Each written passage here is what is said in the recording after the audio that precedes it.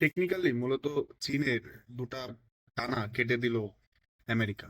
মূলত এবছরের শুরুতেই জানুয়ারিতে যখন আপনার ভেনেজুয়েলা আক্রমণ হয়, তখনই কিন্তু চীনের বেশ পরোক্ষভাবে বড়সড় ধাক্কা লেগেছিল। এবং এখন তো দেখছেনই যে ফেব্রুয়ারির শেষে এবং মার্চের এই প্রথম দিকে আপনার ইরানে যখন যুক্তরাষ্ট্র, বিশেষ করে যুক্তরাষ্ট্রের ইঙ্গিতে তো ইসরায়েল হামলা করে, তো এখানে যুক্তরাষ্ট্রে হচ্ছে আপনার মেইন পার্ট।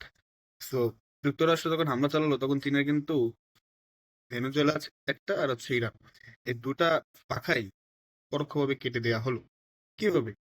দেখুন, চীন হচ্ছে পৃথিবীর সবচেয়ে বড় অ্যান্ড ভালো ম্যানুফ্যাকচারিং হাব। অর্থাৎ এই ম্যানুফ্যাকচারিং এর মাধ্যমে যে হাব, এটার মাধ্যমে চীন সস্তায় লেবার বিক্রি করে। এর ফলে চীনের যে অর্থনীতি, সেটা এখন ঈর্ষণীয় পর্যায়ে চলে গেছে। বিশ্বের অন্যতম, probably the most richest economy এখন চীনের।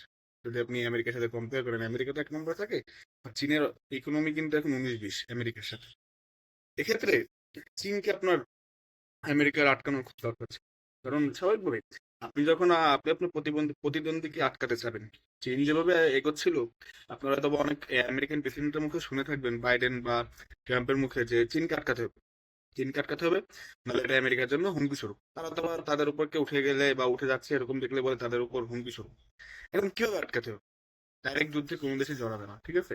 আর পরাশক্তি বা আপনার অস্ত্র টস্ত্র এসবে যদি বলেন, তাহলে চীন যে বিশাল অ্যামাউন্টের টাকা আপনার আয় করে থাকে, বিলিয়ন বিলিয়ন ডলার, এগুলো দিয়ে তারা কিন্তু অনেক ভালো ভালো অস্ত্র বানিয়েছে, যেগুলো তারা এখন এখনো পৃথিবীর অনেক দেশই জানে না যে কত ভয়াবহ অস্ত্র চীনের কাছে রয়েছে।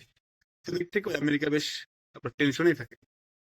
এছাড়াও আপনার চীন, রাশিয়া, এরা কিন্তু মার্কিন ডলারের বিপরীতে অন্য একটি মুদ্রার আপনার যে প্রচলন বা সিস্টেম, এটা ইন্টারন্যাশনাল বাজারে আনতে চেয়েছিল। এর ফলে তো বুঝতেই পারছেন যে আমেরিকা সবাইকে নিষেধাজ্ঞা দিয়ে থাকে, কথা না শুনলে বিভিন্ন স্যাংশন ট্যাংশন এগুলো আর মূল্য থাকবে না যদি বিকল্প কোনো ইন্টারন্যাশনাল মুদ্রার বা কারেন্সির প্রচলন হয়।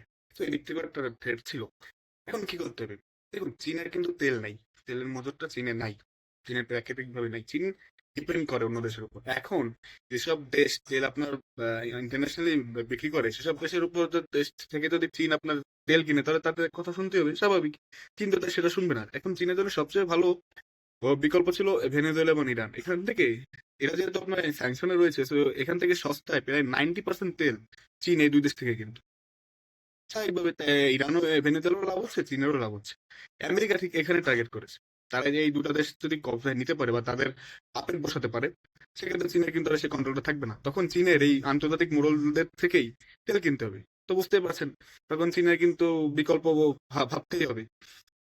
অ্যান্ড ভেরি ইন্টারেস্টিংলি, এই তেলের কারণেই মূলত কিন্তু আপনার এই বছরের শুরুতে যে যুদ্ধ শুরু হয়েছে, ভেনেজুয়েলা তো যুদ্ধ হয়নি, ভেনেজুয়েলার প্রেসিডেন্টকে আপনার ট্রাম্প তুলে নিয়ে গেছে আমেরিকায়।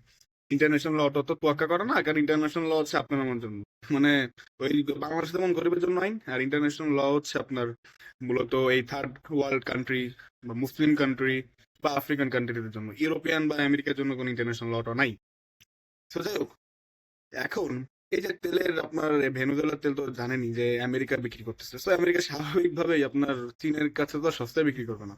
আর চীনের ভেনেজুয়েলা থেকে তেল কিনতে গেলে অবশ্যই আমেরিকার কথা অনুযায়ী চলতে হবে। এটা সেম টাইম ইরান থেকে আপনি তেল কিনছিলেন, ইরান এখন খামেনি, তিনি মারা গিয়েছেন গতকাল শুনেছেন। এখন সেখানে যদি এই যে রেজা পাহলভির মতো যে পাপেট গুলা রয়েছে, বদমাইশ গুলা, এগুলোর এরকম কাউকে যদি আমেরিকা বসাতে পারে যে আমেরিকার কথা অনুযায়ী চলবে ইরানে, সেক্ষেত্রে কিন্তু ইরান থেকেও আমেরিকার তেল, সরি, চীনের তেল কিনতে পারবে না। তখন চীনের আপনার স্বাভাবিকভাবেই যারা আন্তর্জাতিক মোড়ল বা আমেরিকার বন্ধু, এদের কাছ থেকে আপনার তেল কিনতে হবে, যেমন সৌদি আরব, কাতার, কুয়েত, এরা তখন নামে মুসলিম দেশ কিন্তু আমেরিকার বন্ধু, পাপেট।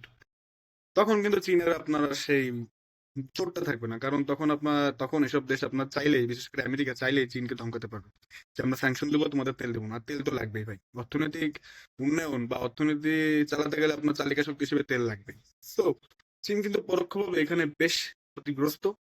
এবং এর ফলে এই যে আপনার ইন্টারন্যাশনাল মুদ্রার বিপরীত, মানে ইন্টারন্যাশনাল মুদ্রা ডলারের বিপরীতে চীন আপনার রাশিয়া মিলে যে অন্য একটি কারেন্সি সিস্টেম আনতে চাচ্ছিল, সে চিন্তারও কিন্তু এখন আর অবকাশ থাকবে না। কারণ এখন নতুন যে অর্থনৈতিক ওয়ার্ল্ড, এই পরিস্থিতিতে আপাতত সেই প্রজেক্টও আপনার স্থগিত থাকবে।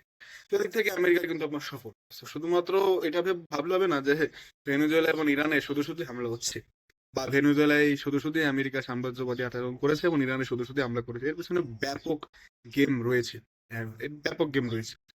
তো এখানে আমি রাশিয়ার চাইতে আপনার চীনকেই বেশি ক্ষতিগ্রস্ত মনে করি, কারণ রাশিয়া কিন্তু অনেক দিক থেকে আপনার নিজের দেশের নিয়ে স্বয়ংসম্পূর্ণ, বাট চীন এই তেলটা তাদের দেশে আপনার অ্যাটলিস্ট নাই। এছাড়া চীনও আপনার বেশ স্বয়ংসম্পূর্ণই বলা চলে।